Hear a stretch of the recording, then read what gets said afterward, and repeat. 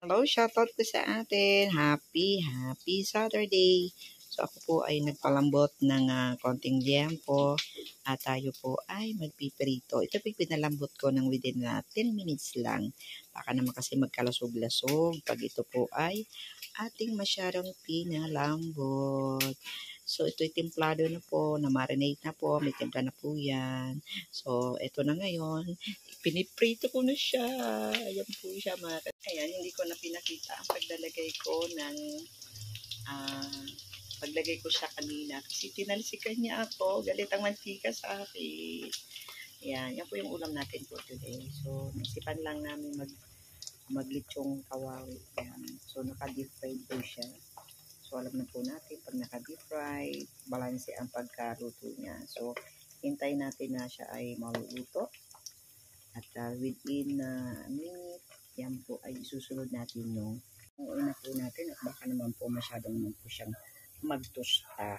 Yan, ito na po siya. At lalagyan na natin siya dito sa paper towel. Ay, paper towel sa may tissue. Yan, para kasi masipsip yung kanyang mantika. Ayan. At ang next round po natin. So, ito ang next round. At tingnan natin kung paano siya tumalsik. Oink.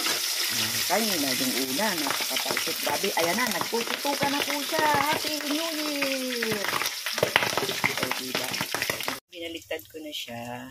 Ayan. So, yung pagbaliktad ko, hindi na siya masyadong talisik. So, maraming po salamat and shout out po sa ating lahat. Maraming po salamat. Share ko lang ang ating uulamin today. Ayan. Matagal naman hindi ko makain ng baboy, yung December pa. gusto daw nung aking hobby na kumain ng lechon, kawawi. Yan. So, yan po ay pinalambot po natin, pinimplahan. So, tas dinerain natin. Ayan. Hindi ko na pinatingnan yung ay pinakita yung mga step-step. So, alam na po natin kung paano ito lutuin. So, yan. Ay, salamat sa pag-view ng aking video. And shout out po sa aking Team Krong Krong and Team Housemates. Maraming po salamat. Bye-bye.